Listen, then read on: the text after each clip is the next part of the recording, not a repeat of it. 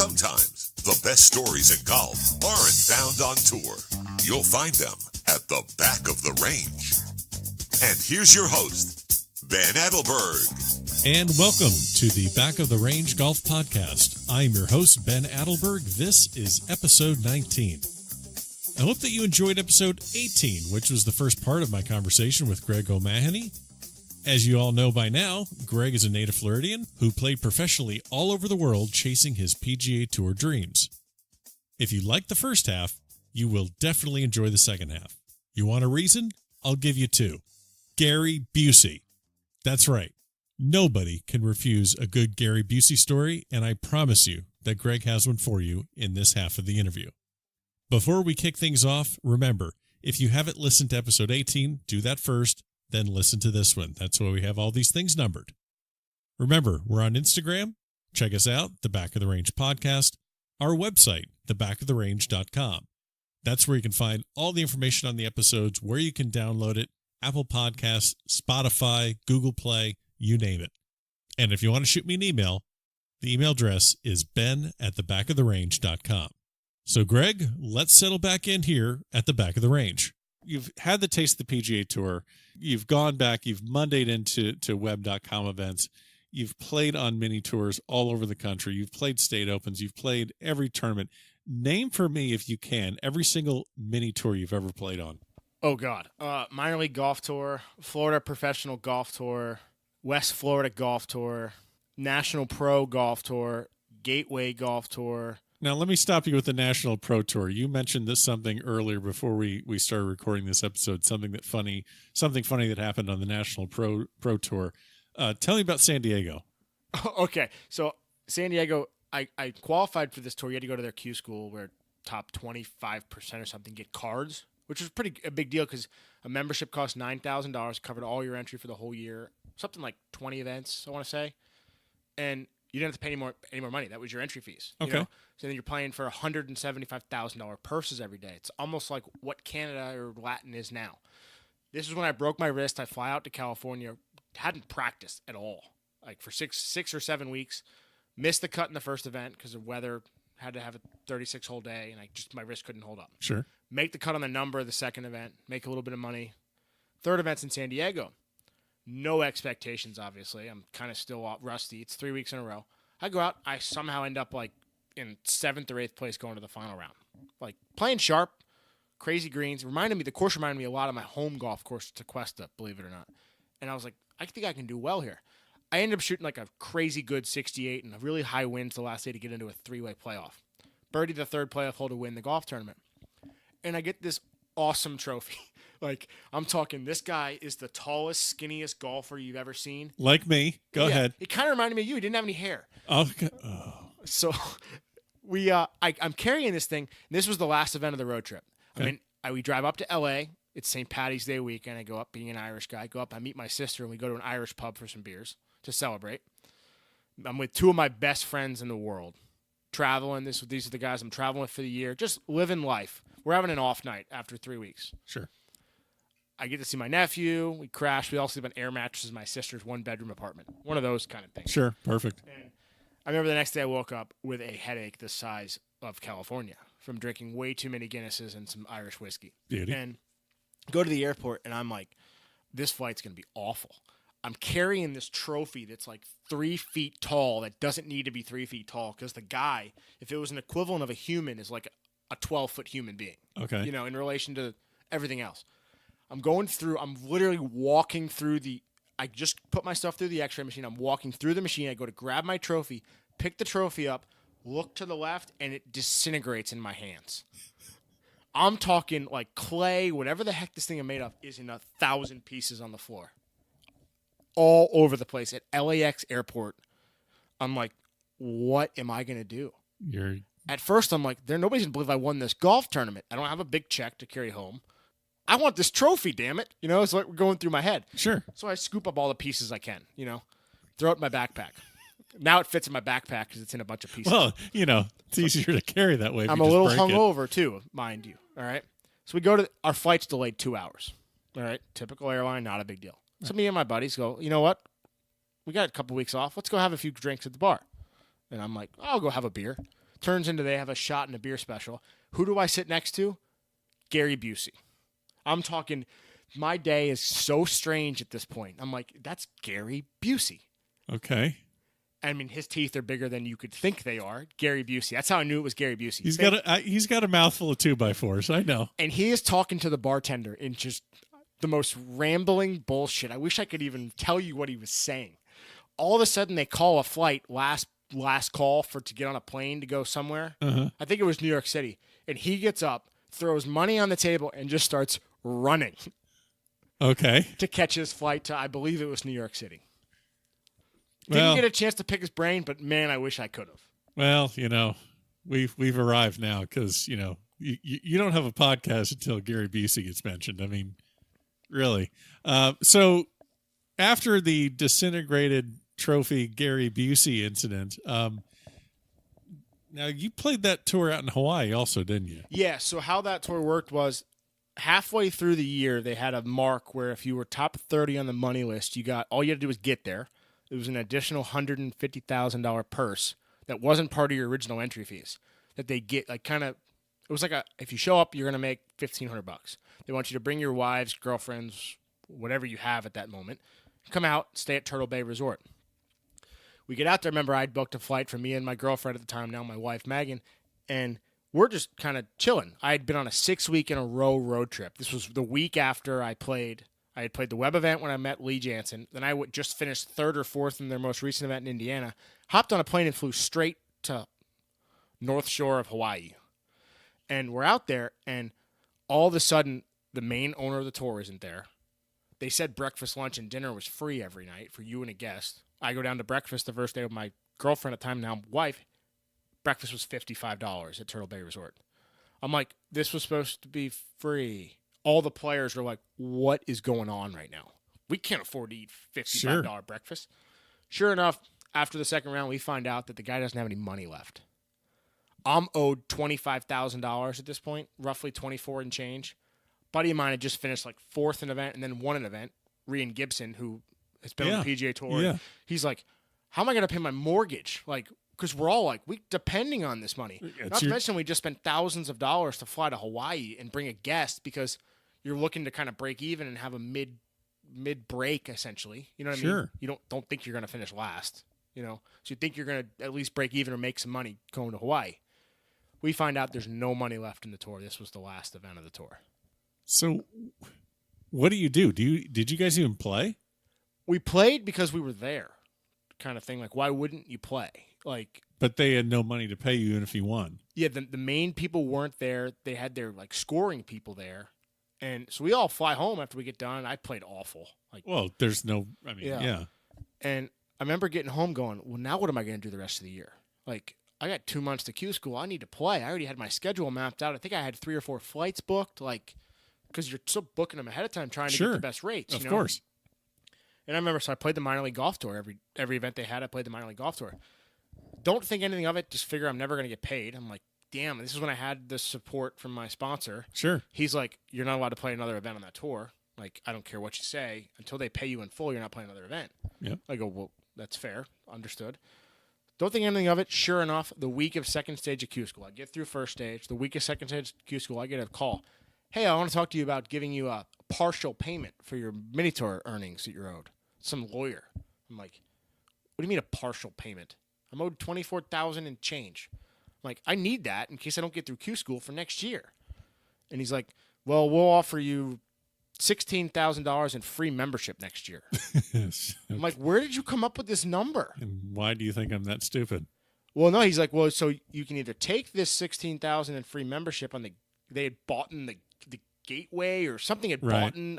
Right. Looking back on it, I don't even remember what the legal was. All I heard was you can take the 16 now or you can get a lawyer and fight us for the rest of it. And I'm like, A, I can't afford a lawyer. B, I need the $16,000. It's more than what I paid to get that money. I'll take it. Sure. So I took the money, lost roughly $10,000 and moved on. Never played another event on that tour. Of course. Obviously. But that's not the only time I've ever been burned. But that's the stories and the horror stories of mini tour golf. That's just the way it is. Yeah, they're all LLCs. If they want to get up and run, they get up and run. It's sad, but it's the truth. And you need, but the thing is, if you're fighting to make it, you need something to play in before Q school. You can't just like hit balls in the range and then go play Q school. So what other choice do you have? I mean, don't get me wrong. I'd love to sit and play $5 Nassau's with you right, all day, but Ben, but that's not going to train me. Yeah, because you're going to lose. You're going to lose your ass. So, but what I'm saying I'm is, going to lose at least dinner to you once a month. Oh God, no, suck it up. So you go to Q school. When did you start? And we can talk about your Q school ventures, but I want to ask you about when did you decide to try European Q school? Like, what made that decision? I know there's plenty of stuff we can talk about domestically, but in the interest of brevity, I really want to get into. Now you're traveling domestically, but now you're becoming an international player, traveling all over the place in Europe. How did that start? Tell me about that. So growing up in South Florida, Brooks Koepka was an acquaintance, friend, sort of. We hung out a little bit when we'd play amateur events, and he's a little bit younger than me, but seeing what Brooks did was like, well, damn, that may be a good route. They had just switched PGA Tour Q School to only web.com Tour Q School the year prior. And I was like, the price is the same. This is insane. Like, I need to have better avenues. There's got to be more options for us as players. So when the schedules came out for Q School, I realized I could do both. It was the last year of my contract with my financial support. I had the money in the bank from playing decent to be able to afford to do both of them. I'm like, you know what? Let's go. All in. I want to do it. If I'm going to do it, let's do it. It was the craziest fall I've ever had between playing, staying sharp, jet lag, all that good stuff. I'm not flying first class. I'm not on a private plane. I'm not staying in the best hotels. So it was tiring on the body. So what I did was, I'll never forget it. I signed up for the earliest European Q school I could for first stage in Alcochete, Portugal, at Riba Golfe. It's the name of the golf course. Okay. I didn't know a lick of Portuguese. Nope.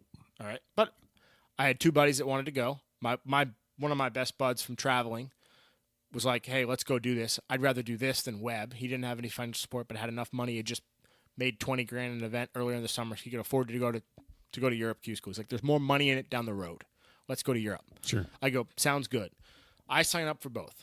We fly out there. Me and my buddy Eric Cole at the time, who is a great golfer, we both get through first stage. You can pick where you go in Europe for first stage. You can't pick for second, and obviously there's a final stage, but that's everybody's at finals. So we get through first, we fly home. I then have 2 days off, and I have first stage of Q school for web.com tour at Quail Valley up in Vero, which never played the golf course. Little bro had won the Florida State Junior there. I signed up for it on his word that it would be a great golf course for me. Hadn't had time to get up there. Go up there. Don't even play a full practice round. I play 9 holes. I then have I asked the assistant golf pro if he could show me around, Nate Tyler. I owe him everything for this because I played the back 9 in my practice round.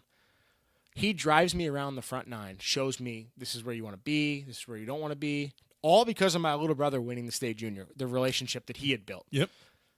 I go out the first day and I birdie the first 4 holes. And I shot 64 or 63, where I could just cruise through first stage of web. My pressure's gone. That week turned into actually like a laid-back week. I remember just relaxing. Buddies on the bag. Honestly, I was just very relaxed that week. I then have a couple weeks off. I fly back to Spain to go to second stage. And I got shipped to a different second stage than my buddy Eric got shipped to. So our expenses are through the roof. Right. And awesome town. Tarragona, Spain, I believe is the name of the town. I'm playing a course called Lumine or Lumine. I don't know how they pronounce it, but it was basically their version of PGA National. Okay. I felt at home. Like, everybody spoke English. Boo Weekly's taking care of your shoes. Oh, absolutely. Tequila shots at lunch, the whole 9 yards. Yeah. Sure. So I ended up missing by 2 or 3 strokes at second stage. I whiffed a chip. Kind of one of those crazy weeks. Whoa. Wait, you want to talk about that, really? You shanked a chip or you? No. I whiffed. Yeah, let's hear about that, Mr. 6364. Did I tell you that it was lift clean in place, too, and it was in the fairway? No, but go ahead. You whiffed a chip. Yeah, so I kind of slowly had been developing some chipping issues. Sounds like it. When you're playing as much as I'm playing and not having the time to practice as much as you need to practice, when you develop an issue, it's an issue, especially when it's for your job and for your life. Of course. Things kind of happen. So I shoot 2 under on the front nine, don't miss a green. All right. 10th hole, I spin a wedge to a front flag off the front, this little kind of false edge. And I have the most straightforward chip shot any human being pro would ever dream of. I'm talking 35% make, probably. Okay. Little back of the stance, checkered, little 55-degree wedge rolled into the hole. Give myself a great lie. It's bent. Okay. So if you miss it, you kind of miss it. Deal. You can flub it pretty easily on bent, you know. I hit so far behind this ball that I went over the ball after I chunked it. So you stubbed it so short that the club bounced over the ball. Over the ball, and yeah. you missed the ball completely. The funny part, though, is thank God it was lift clean in place, because if it wasn't, I wouldn't have been able to hit the next shot because the divot was all way. over the yeah. So what I did was I lift clean. I'm like a light bulb went off. Like, oh, I can lift clean in place this ball again because that's technically a shot. It's important I move to it know the over a rules. foot. I take a putter and hit it to a foot and tap it and make 5. Okay. But that was the start of my downfall. I end up missing by 3 a hole, a wedge. The third round I shoot 65 to get back in it. I just shot 72 or 73 the last round. I missed by 3 shots. What is now, just as a sidebar, like you're dropping these numbers on me, like 63, 64, 65, you're mentioning them as if they are just the most simple thing, and just like, hey, this is what I do. I shoot 7, I shoot 8, I shoot 6, whatever. Do you have a special mindset for how to do that?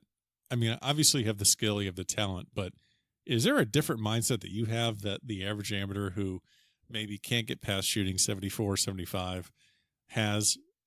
I mean, because you hit it far, but a lot of people do. You make your putts, a lot of people do. It sounds like there might be some people that have a better short game than you. The last 5 years, yeah. Yeah. So, but I'm just curious, like, is there a special mindset you have that you just teed up? You're like, all right, I'm just going to get to this number now. Growing up, I was really family oriented. My dad played a big part in my golf. My brothers played a big part in my golf. And my dad was a fan of David Duval. Don't know why, don't know how, don't have a reason behind it. But I remember him saying that David Duval's dad used to say to David Duval, don't be afraid to go low. And my dad used to tell me that all the time as a kid. Don't be afraid to go low. Don't be afraid to go low. And for some odd reason, that stuck. It stuck with me. It was one of those things like, there's a few sayings my dad used to say, grind it out, grind it out, grind it out. And then when it would get hot, don't be afraid to go low. Like the year I won first stage, he caddied for me. He was like, who cares? Go low tomorrow. You mentioned, we didn't hit on this when you're talking about the Honda, but you mentioned your dad caddied for you. You sounded like you were extremely green and raw at that event. I can't imagine that your dad was a whole lot better. Oh, he was like the biggest rookie kid in a candy store. Perfect. That you can imagine. So he stole the bib at the end of the Friday round. It's hanging him in his office, I believe, right now. Anything else embarrassing that your dad's done while in your bag? Oh, I mean, we could have 17 episodes talking about that solely, but you know what? I would rather have my dad embarrass the hell out of me than have him never be around. Well, I'm sure that there are plenty of more embarrassing stories that you can share about your father, and since I know him, I'm going to protect him, and we're going to move on. So let's kind of go abroad. I know you've played in Europe. Can you give me some stories about some odd places you've played golf, horror stories from hotels and getting lost and the rental car's not there and driving on the wrong side of the road? What can you share about playing golf in Europe? You ever played golf in Riga, Latvia? Sure haven't. So in high school, I qualified to represent the U.S. in a junior event in Riga, Latvia. Latvia? Yeah, that's like a former Baltic state country. Awesome experience. I'd do it again in a heartbeat. Okay. Professional-wise, I've played in Ireland, Scotland, Portugal, Spain. Never been to Australia, never been to Asia. Never really wanted to go to South Africa. I've played, You've been all over. Yeah. Okay. A lot of awesome places that I'm so fortunate to have been able to go to. Wow. So you've transitioned out of playing professionally. Sadly, yes. You're on hiatus. Well, sometimes when I'm sitting doing something that I don't love with work, I love a lot of things that I do in my life and jobs. My previous jobs in the last 18 months, sometimes I'd sit there and go, why didn't I make more birdies? Yeah. Well, I know you've moved on. You're not playing professionally, but you didn't exactly completely get away from the game. You spent some time caddying, so you have the unique experience of playing in the Honda Classic, and then you also caddied in the Honda Classic. So tell me about your caddy experience and who you caddied for. Yeah. So when I decided I missed at Q in 2016, it's kind of like, you know what? You're 30. You've never made it to finals. It's like, I like nice things. I'd like to have nice things when I'm 40, 45, 50. It's kind of time to move on. Sure. I kind of wasn't getting better the last 3 years. Right. I hadn't Mondayed into an event in a few years. It was kind of like, yeah, you'll win some mini tour events, but I just wasn't doing what I needed to do to make the tour. Gotcha. I was trying my ass off. Don't get me wrong. I was doing the right things. I just wasn't progressing anymore. Gotcha. And it was kind of like I need to make a decision for me, my family, my future, kind of everything. I kind of had a heart-to-heart with myself. I went and got my insurance license, and I hadn't been in school in 8-9 years. Graduated with a couple degrees from college, so I finished school. I was great. I wasn't like that was a problem. It's just so I got my insurance license. I studied, got my 220 license in Florida, sold insurance for 4 or 5 months, and absolutely hated it. Okay. Like, just wasn't for me. The industry isn't for me. All right. And I was still kind of practicing because I still loved golf and still had this, like, maybe I'll come back to it. Maybe I just needed 6 months off. I remember I'm at the range one day, and Derek, like I said, Fat Thar was a buddy of mine. We grew up together. We're members at the same golf course, hitting balls one day, and he's home from a break. He had gotten his PGA Tour card again, been back out there off and on for the last 3 or 4 years. And it's good to catch up when we see each other. Like, we usually can go for a beer or whatever, but I happen to just see him at the golf course, unplanned. Hey, what's up, man? What you been up to? Man, I'm playing bad. I'm just not playing good, not hitting it good. I look at his swing for half hour. I didn't need to practice mine. I'm not playing full time. I'm just taking an hour away from the office. Sure. Help him out a little bit. He goes out to Pebble and he was leading after 36 holes or something. Didn't close well, but he was like, man, what I did, I guess, helped him a little bit. He calls me the week after Riviera and goes, hey, Gio, calls me Gio. Hey, Gio, you trying to qualify for Honda? And funny enough, I had tried to qualify for Honda. Hadn't practiced, shot 70 in the pre-Q, missed by a shot. So I wasn't in the Monday. I go, well, funny, I missed by a shot. And he goes, oh, crap. I go, what are you doing Monday? You want to come carry the bag? I'm like, why the hell do you have to Monday? You're a fully exempt member of the PGA Tour. And he goes, no, you dummy, I'm in the tournament. You want to come loop for me at the Honda? And I kind of went, he wants me to caddy at the Honda?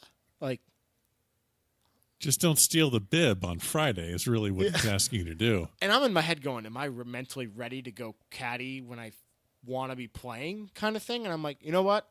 Derek's a great buddy of mine. I'd love to go help him out. Let's go. If I can make some money to take some pressure off my new career, absolutely, So I go caddy. We have a great Monday, Tuesday, Wednesday. He's like, hey, I really enjoying what's going on here. This is cool, We missed the cut. He didn't have it. I was still helping him with a little bit of the stuff that's going on. And just didn't putt well. And Derek putts and chips like nobody I've ever seen in my life. He's unbelievable. If he could chip for me and putt for me, we'd be crazy good as a group. There you go.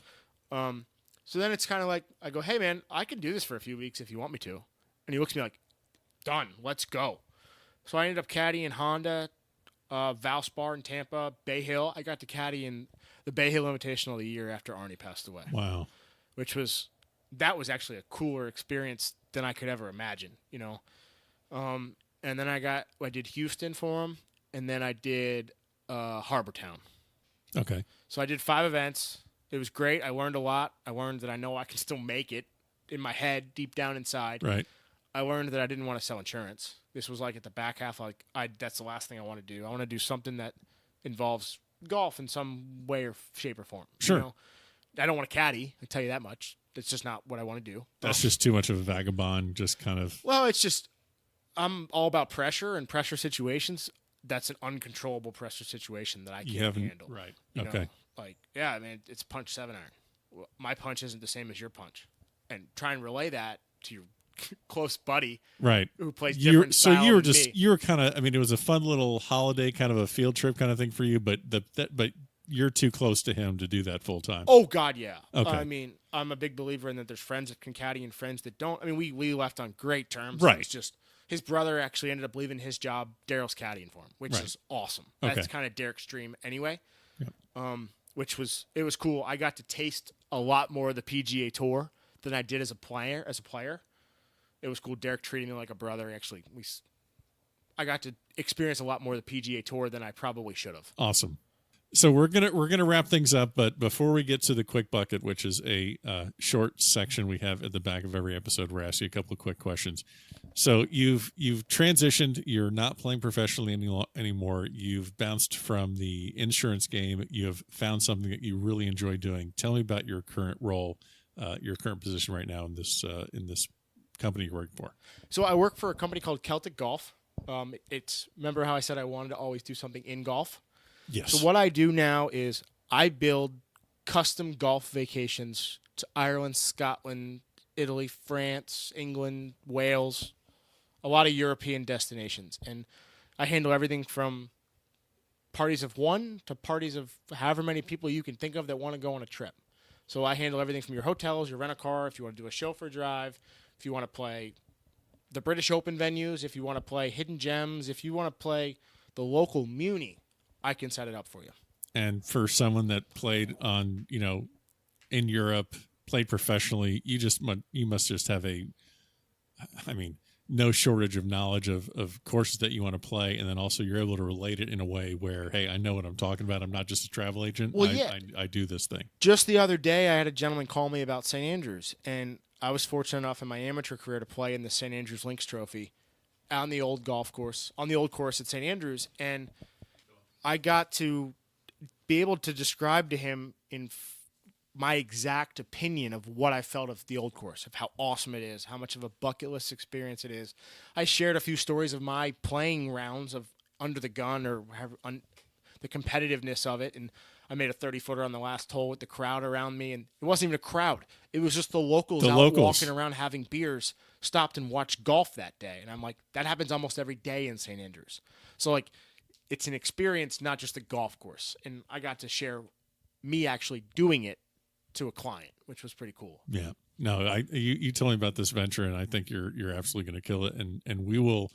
I want to have you on again later and tell me some stories about some other trips that you've booked, and that's a whole nother episode. But before we get too far down that track, let's wrap this up. Let me ask you a couple of quick questions here at the quick bucket. So, Jack Nicklaus, 1986 Masters, or Tiger Woods, his fifth green jacket, which would be the more substantial victory? Well, I grew up with the 86 Masters. My brother, Tom, Make-A-Wish Foundation, got to play golf with Jack Nicklaus when my brother had leukemia. So Jack's a huge memory of my family. So Jack Nicklaus. Mid-40s, winning the Masters. Are you kidding? Okay. So you can give a major championship to anyone in history, alive or dead. They could have one major. They could have 18 majors. Doesn't matter. You can give a major to anyone. Who would you give it to? Can't give it to yourself. Can't give it to me. I was going to say, other than myself? You're not the only one that's trying to do that. So can't be done. Can't give it to you. Can't give it to me. Who'd you give a major championship to? Little brother. Little brother's. How is that behemoth of a younger brother of yours? Awesome. Works his butt off. He's in the boat I was right out of school. No financial support to play. He's working. He's playing. He's working. He's playing. I'd give it to him in a heartbeat. Yeah. Yeah. He hits it a long way. All right. Lowest round of golf you ever shot? 60. Left a 15-foot putt short right in the heart. Okay. On the last hole. Worst round you ever shot as a professional? I tend to forget about the bad rounds, but there's an 8 in front of it for sure. Okay. Let's see. Give me the coolest experience you had on the road in a city that you just did not really expect to have that much fun. I mean, just something that really jumped out. There's like, wow. All right. It's probably a town I don't think I ever want to go to again, but it was one of the coolest dinners I've ever had. Okay. I'm in Alcochete, Portugal. Uh-huh. I'm with 2 of my best buds, and for 3 nights we drove 45 minutes to go to McDonald's because we couldn't find food. Okay? We're there for European tour school, and we can't find food because we don't speak the language. Sure. One of my buddies is playing with a local in the European Tour Q School, and he goes, "What do you mean you can't find food? Alcochete is the best place for restaurants in Portugal." And we're like, "Can you show us?" We go. He takes us to dinner to what looked like somebody's house. They sit down and they serve us. They just go, "What do you like to eat?" And we're like, "Everything." They bring us 7 varieties of fish, beef, chicken, I mean, it was like we were kings in their house. But we weren't in their house. It was a restaurant. It's just small back road country in another country. We get the bill. We had a couple beers. It was like 17 euros a person. Yeah, that's nothing. And looking back on it, it was like these people basically welcomed me into their family, you know. Wow. What's the place that, when did you really know that you were done? Was there a city or a stop that just really like, okay, I think I'm Yeah. Nothing against Okefenokee Swamp, Georgia. I'm sorry, can you repeat that, please? Yeah, Okefenokee Swamp, Georgia. Yeah, there was a swing thought event. And it was one of those moments I'm like, this is not what I want in my life. It's time to do something I'm passionate about. I was passionate about golf, but I wasn't passionate about that aspect of golf. Well, Greg, I really do appreciate the time. I think we left a lot on the table. I think we're going to have you back as a future guest for sure. For the meantime, though, thank you so much for joining us here at the Back of the Range, and all the best to you. No, thank you for having me. It was a pleasure to sit and enjoy a bourbon with you and be your first live person.